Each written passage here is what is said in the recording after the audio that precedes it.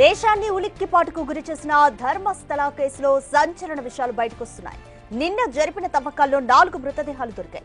ఇవి మహిళలవా పురుషులవా అని తేల్చడానికి అవశేషాలను ఫోరెన్సిక్ ల్యాబ్స్ కి పంపించారు సిట్ అధికారులు.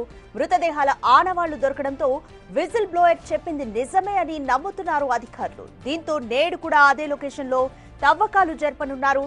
మరోవైపు తాను కూడా మృతదేహాలను పూడ్చిపెట్టడం చూశానని చెప్తున్నాడు జయంత్ అనే మరో వ్యక్తి. దీంతో ఈ వ్యవహారమంతా మరింత మిస్టరీగా మారింది. ఒకే చోట 4 మృతదేహాల ఆనవాళ్లు లభించడంతో రోజు రోజుకి ధర్మస్థల మిస్టరీపై ప్రజల్లో భయాందోళనలు నెలకొంటున్నాయి.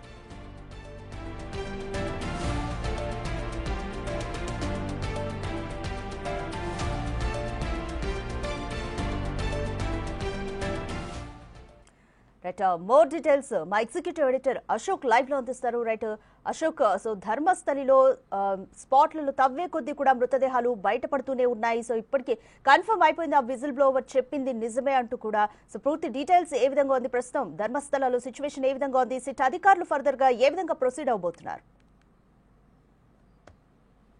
ఇవాళ కూడా తవ్వకాలు అయితే కొనసాగబోతున్నాయి. నిన్న ఎక్కడైతే 4 డెడ్ బాడీలు దొరికాయో నేత్రావతి నది ఒడ్డు మీద, అక్కడే తవ్వకాలను మళ్ళీ కంటిన్యూ చేయబోతున్నారు. ఎందుకంటే నిన్న సాయంత్రం 6 దాటిన తర్వాత మొత్తం చీకటమయమైపోవటం, అది కూడా పూర్తిగా జంగిలి వాతావరణం లోపల ఉండటంతో సో లైట్లు కానీ ఫెసిలిటీస్ కానీ ఏమీ లేకపోవటం, మరోవైపు వర్షంతో ఉదయం నుంచి కూడా అక్కడ పనిచేస్తున్న సిబ్బంది అంతా పూర్తిగా తడిచిపోయిన నేపథ్యంలో 6 గంటలకల్లా క్లోజ్ చేసి వాళ్ళు దొరికిన అవశేషాలు తీసుకుని సిట్ ఆఫీస్కి వెళ్ళిపోవడం అనేది జరిగింది.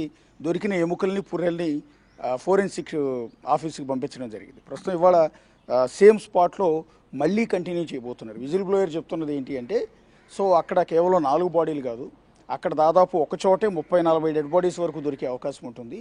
అలాగే ఇంకా మిగిలిన నేను చూపించిన లొకేషన్స్ ఏవైతే ఉన్నాయో 11, 12, 13 ఈ లొకేషన్స్లో తవ్వితే ఇంకొన్ని మృతదేహాలు దొరుకుతాయి. సో 10 ఏళ్ళు పూర్తయిపోయింది కాబట్టి కొంత నేను మర్చిపోవటం అంటూ కూడా జరగచ్చు. లొకేషన్ అంటే అక్కడ ఆ రోజు పూడ్చిపెట్టవచ్చు, నేను పూడ్చిపెట్టిన చోట ఉన్న మాదిరి ఇప్పుడు గుర్తు లేకపోయి ఉండొచ్చు, అప్పుడు అక్కడ చెట్లు లేకపోవచ్చు, ఇప్పుడు ఈ 10 ఏళ్లలో చెట్లు భారీ ఎత్తున పెరిగిపోయి ఉండొచ్చు. సో ఇలాంటి కారణాలతో బహుశా నేను చెప్పిన లొకేషన్ యాజ్ ఇట్ ఈజ్గా ఒకే చోట ఉండాలని లేదు, నేను చెప్పింది పలానా పాయింట్ అని, ఆ పాయింట్ చుట్టుపక్కల ఆ రేడియస్లో 100-200 మీటర్ల వరకు మీరు తవ్వుకుంటూ వెళ్తే అస్థిపంజరాలు దొరుకుతాయి. ఎందుకంటే నాకున్న మెమరీ ప్రకారం ఇన్నేళ్ల తర్వాత కూడా పలానా కరెక్ట్గా పిన్ టు పిన్ పాయింట్ని చూపించడం అనేది సాధ్యం కాదు. సో నాకు గుర్తున్నంతలో నేను ఈ లొకేషన్స్ అన్నీ కూడా చూపిస్తున్నాను అని అతను క్లియర్గా చెప్తూ ఉన్నాడు. అంతేకాకుండా నిన్న ఏదైతే 11వ లొకేషన్లో తవ్వుతున్న సందర్భంలో అంత బేసిక్గా డిస్కషన్ అంతా కూడా మారిపోయింది. ఏమిటంటే ఇప్పటివరకు 10 లొకేషన్లో అతను చూపించినట్టు తవ్వితే ఎక్కడ ఏమీ దొరకలేదు, సో అతను ఒక పిచ్చోడు, మతిభ్రమించి ఏదో చెప్తే వాడు చెప్పాడు కదా అని చెప్పి ఇష్టం వచ్చినట్టు తవ్వకాలు చేస్తారంటూ చాలామంది విమర్శలు చేశారు. ఎంటైర్ మీడియా కూడా అతనికి వ్యతిరేకంగానే ప్రొజెక్ట్ చేసే ప్రయత్నం చేసింది. సో జనం కూడా అదే నమ్మారు. సో అనవసరంగా ఇంత పెద్ద పురాతన 800 ఏళ్ల హిస్టరీ ఉన్న ఈ ధర్మస్థల మంజునాథేశ్వర ఆలయాన్ని ఈ విధంగా తప్పుడు ఆరోపణలు చేయటం ద్వారా దాని ప్రతిష్టను దెబ్బతీసే ప్రయత్నం చేస్తూ ఉన్నారు. అక్కడున్న నిర్వాహకుడు అంటే పెద్ద అధికారి వీరేంద్ర హెగ్డే మీద ఉన్న కోపం మొత్తాన్ని శివాలయం మీద చూపించే ప్రయత్నం చేస్తున్నారంటే విమర్శల దాడి కూడా మొదలైంది. సో రోజు ఇటు సిట్టు బృందం కూడా అంటే ప్రభుత్వం ప్రెస్టీజియస్గా ఒక సిట్టు బృందాన్ని నియమించింది. సిద్ధరామయ్య ఆధ్వర్యంలో ప్రతి నిమిషం మానిటర్ చేస్తున్నారు. డీజీపీ ప్రణబ్ మోహంతి ఏకంగా సిట్ టీంకి చీఫ్గా వ్యవహరిస్తున్నారు. సో ఇంత సీరియస్గా ఒక టీం వేస్తే అతను చెప్తున్న లొకేషన్లో ఒక లొకేషన్ 2, 3, 4, 5, 6, 7, 8, 9, 10 లొకేషన్లు తవ్వినా కూడా ఒక్క 6వ లొకేషన్లో మాత్రమే ఒకే ఒక పురుషుడి డెడ్ బాడీ తాలూకు ఆనవాళ్లు దొరికాయి. సో అది ఎలా చూడాల్సి ఉంటుంది? ఇతను చెప్పేదంతా కూడా అమ్మాయిలు చనిపోయారు, అమ్మాయిలు రేప్ చేసి చంపారు అని. అక్కడ దొరికింది పురుషుడిదని ప్రాథమికంగా అంచనాకు వచ్చారు. సో ఇతను చెప్పిందంతా అబద్ధమేమో, సో ఎంత ప్రయత్నించినా వృధా ప్రయాసే తప్ప ఏమీ ఉండదని సిట్టు బృందం కూడా కొంత నీరు గారిపోయిన పరిస్థితి ఉంది. ఆ దశలోనే సిట్టు బృందంలోనున్న మంజునాథ్ గౌడ్ అనే వ్యక్తి ఎవరైతే విజిల్ బ్లోయర్ ఉన్నారో ఈ రహస్యాలు మొత్తం చెప్తున్నాడో అతను బెదిరించే పరిస్థితి కూడా ఉంది. నువ్వు కేసు వెనక్కి తీసేసుకో, నువ్వు లొకేషన్స్ చూపించుకో, నీ ప్రాణానికి హాని కలుగుతుంది అని.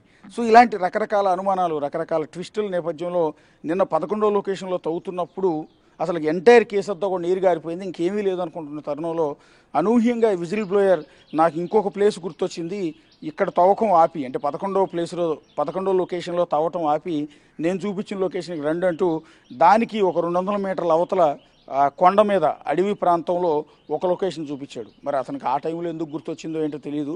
సో అక్కడికి వెళ్ళి తిరిగి ఇక్కడ నుంచి మిషనరీ కూలీలందరినీ కూడా తీసుకెళ్ళి అక్కడ తవ్వకానే తవ్విన 2 అడుగుల్లోనే ఒక పుర్రెకి సంబంధించిన ఆనవాళ్ళు పుర్రె ఎముకలు దొరకడం జరిగింది. అక్కడే తవ్వుకుంటూ పోతే ఆ నియర్ బై ఉన్న స్పాట్లోనే అంటే 2-3 అడుగుల లోతులోనే దాదాపు 4 మృతదేహాలకు సంబంధించిన ఆనవాళ్ళు దొరికాయి. దొరికిన శాంపిల్స్ని బట్టి చూస్తే చాలా క్లియర్గా అంటే ముఖ దవడలు కావచ్చు, స్కెలిటన్ అంటే చనిపోయిన తర్వాత ఇక్కడ అస్థిపంజర ముఖానికి సంబంధించిన ఎముక ఏదైతే ఉందో ఇదంతా ఆడవారి మాదిరిగా అనిపిస్తోంది అని ఫోరెన్సిక్ నిపుణులు భావిస్తున్నారు. ఎందుకంటే మగవారికి ఈ దవడ భాగం అంతా కూడా పెద్దగా ఉంటుంది, దంతాల ఈ భాగం అంతా కూడా కొంత పెద్దగా కనిపిస్తుంటుంది. అందువల్ల చూడగానే ఇలాంటి పుర్రెలు చూడగానే ఇది మగవాడదా, పురుషులదా, పిల్లలదా, పెద్దలదా అనేది ఇమ్మీడియట్గా ఒక అంచనాకు రాగలుగుతారు.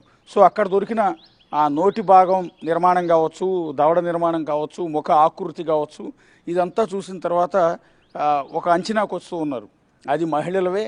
సో 4 కూడా మహిళలవే అనేది ఒక ఫోరెన్సిక్ టీం ప్రస్తుతానికైతే ఒక అంచనాకు వచ్చింది. అది ప్రాథమికంగా చెప్పింది. కానీ మీడియా ముందు ఎవరు కూడా ఎలాంటి ప్రకటనలు చేయొద్దని ప్రభుత్వం నుంచి స్ట్రిక్ట్ ఆదేశాలు ఉన్న నేపథ్యంలో ఏ ఒక్కరు కూడా డైరెక్ట్గా చెప్పట్లా, ఆఫ్ ది రికార్డ్ మాత్రమే చెప్తున్నారు. అది కూడా విజిల్ బ్లోయర్ ముఖంలో నిన్న ఒక నవ్వు కనిపించింది. ఎందుకు అంటే నిన్నటి వరకు నన్ను శపించారు, నన్ను దూషించారు, విమర్శించారు, నన్ను ఒక నిందితుడిగా చూపించే ప్రయత్నం చేశారు. అలాంటిది వాళ్ళు నేను చెప్పిన లొకేషన్లో ఈ డెడ్ బాడీస్ దొరికిన నేపథ్యంలో నేను చెప్పిందంతా కూడా నిజమే కదా, ఏదైతే ధర్మస్థల నిర్వాహకుడు వీరేంద్ర హెగ్డే ఆధ్వర్యంలో వాళ్ళ ఫ్యామిలీ చేస్తున్న దురాగతాలు ఇన్ని 100 మంది చంపారని నేను చెప్పిన మాట వాస్తవం అయింది కదా అంటూ అతను ముఖంలో కొంత చిరునవ్వు కనిపించిన పరిస్థితి కనిపిస్తుంది. ఇప్పటికైనా న్యాయం జరుగుతుంది, ఇప్పటికైనా ఇంకా సిటీ టీం ఇంకా సీరియస్గా ఇన్వెస్టిగేషన్ చేస్తే ఇంకా 100 శవాలు బయటకు వచ్చే అవకాశం ఉంటుంది అని చెప్తున్నారు. అట్లాగే ఇప్పుడు ఏదైతే విజిల్ బ్లోయర్ ఉన్నాడో అతని పేరు భీమన్న అని తెలిసింది. సో అతని తరపు వ్యక్తులతో అలాగే ఇక్కడ ఏదైతే వీరేంద్ర హెగ్డేకి వ్యతిరేకంగా పోరాటం చేస్తున్న మిగిలిన వాళ్ళతో మాట్లాడినప్పుడు వాళ్ళు అంటున్నది ఏంటంటే విజిల్ బ్లోయర్ చూపించింది ఒక లొకేషన్ మాత్రమే. సో అక్కడ 4 బాడీలు దొరికినాయి అంటున్నారు. అలా తవ్వుకుంటూ వెళ్తే మేము చూపించిన లొకేషన్స్ అన్నీ తవ్వితే 500కు పైగా డెడ్ బాడీస్ దొరుకుతాయి. ప్రపంచ చరిత్రలో ఇంకెక్కడా జరగని అత్యంత దారుణాలన్నీ కూడా ఇక్కడే జరిగాయి. ఒక హిట్లర్ యూదుల్ని ఊతకోత కోసినట్టుగా ఇక్కడ ధర్మస్థలిలో వీరేంద్ర హెగ్డే అనుచరులు ఈ విధంగా జనాలందరినీ కూడా ఊచకోత కోసారు, దారుణాలు చేశారు, రేపులు చేశారు, మర్డర్లు చేశారు అంటూ వాళ్ళు ఆరోపిస్తూ ఉన్నారు. సో ఇది ఏ దారికి తీస్తుంది అనేది వెరీ ఇంట్రెస్టింగ్గా ఉంది. నిన్నటి వరకు అసలు ఏవీ లేవు అనుకున్న వ్యవహారం కాస్త నిన్న 4 డెడ్ బాడీలు దొరకడంతో మరింత సీరియస్గా మారింది. ఇప్పుడు ప్రతిపక్షాలకి ఇది ఒక వెపన్ కింద మారింది దీన్ని కోచింగ్ చేయడానికి. సో ఇప్పుడు ఒకవేళ మేనేజ్ చేద్దామన్నా, లాబియింగ్ చేద్దామన్నా, ఒత్తిడి తీసుకొద్దామన్నా కూడా సాధ్యం కాని పరిస్థితి ఏర్పడింది. సో ఈ నేపథ్యంలో సిట్టు బృందం ఎక్కడా కూడా దీన్ని తప్పుదో పట్టించే ప్రయత్నం అయితే చేయబోదు. కర్ణాటక ప్రభుత్వం ముఖ్యమంత్రి సిద్ధరామయ్య కూడా ఇదొక అగ్ని పరీక్ష లాంటిది. సో దీని నుంచి ఎలా బయటపడతారు, ఏ విధంగా దీన్ని ప్రకటన చేస్తారనేది చూడాల్సి ఉంటుంది. వాళ్ళొక దీని నుంచి ఒక ప్రకటన కూడా వచ్చే అవకాశం ఉంది. Thank you Ashok.